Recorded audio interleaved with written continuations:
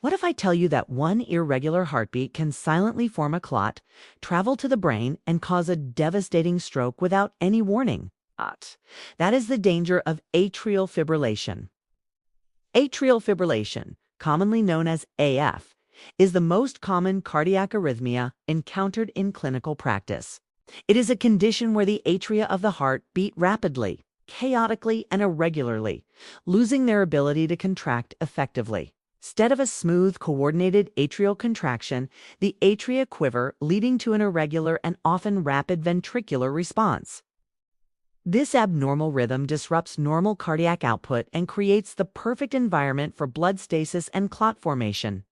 AF is not just an ECG finding. It is a major cause of stroke, heart failure, and increased mortality, especially in elderly and critically ill patients. Understanding AF is not optional for healthcare professionals. It is essential. Patients with atrial fibrillation can present in dramatically different ways, from completely asymptomatic to severely unstable. The most common complaint is palpitations, which occur because the ventricles are responding irregularly and often too fast. Many patients experience fatigue and weakness because the heart is no longer pumping efficiently, leading to reduced cardiac output. Shortness of breath occurs due to decreased ventricular filling and pulmonary congestion, especially in patients with underlying heart disease. Dizziness or syncope may develop when cerebral perfusion drops suddenly due to an uncontrolled ventricular rate. Chest pain can occur because the myocardium is working harder while receiving less oxygen. One of the most dangerous manifestations is stroke, which occurs when stagnant blood in the atria forms a clot that embolizes to the brain. Every symptom in AF points back to one problem: ineffective atrial contraction and irregular ventricular response. To truly understand atrial fibrillation, follow the electrical chaos. It begins with abnormal electrical impulses, usually originating near the pulmonary veins in the left atrium. Instead of one dominant impulse from the sinoatrial node, hundreds of rapid impulses fire simultaneously.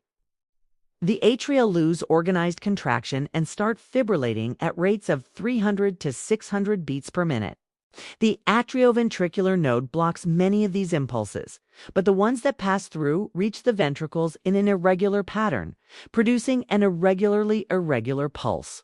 Because atrial contraction is lost, ventricular filling drops, reducing cardiac output. Blood begins to pool in the atria, especially in the left atrial appendage, increasing the risk of thrombus formation. If that clot dislodges, it can travel to systemic circulation and cause stroke or organ infarction. Medical management of atrial fibrillation focuses on three major goals: rate control, rhythm control, and prevention of thromboembolism. Rate control is often the first priority and is achieved using beta blockers, calcium channel blockers, or digoxin to slow the ventricular response and improve cardiac output. Rhythm control aims to restore and maintain normal sinus rhythm, using antiarrhythmic drugs such as amiodarone or through electrical cardioversion when indicated. Anticoagulation therapy is critical to prevent stroke and is guided by risk assessment tools like the CHA2DS2-VASc score. Common anticoagulants include warfarin and direct oral anticoagulants such as apixaban and rivaroxaban. In selected patients, advanced interventions like catheter ablation or left atrial appendage closure may be recommended. Proper medical management saves lives by preventing silent but catastrophic complications.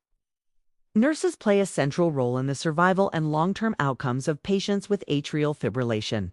Continuous cardiac monitoring is essential to detect rate changes, rhythm instability, and response to therapy. Accurate assessment of vital signs, especially heart rate and blood pressure, helps guide medication titration. Nurses must monitor for signs of decreased cardiac output such as hypotension, altered mental status, and decreased urine output. Anticoagulation therapy requires vigilant monitoring for bleeding. Patient education on drug adherence and recognition of warning signs like hematuria or unexplained bruising. Patient teaching is crucial, explaining the disease, medication purpose, stroke warning signs, and lifestyle modifications such as avoiding excessive caffeine and alcohol. In atrial fibrillation, skilled nursing care is not supportive. It is life-saving.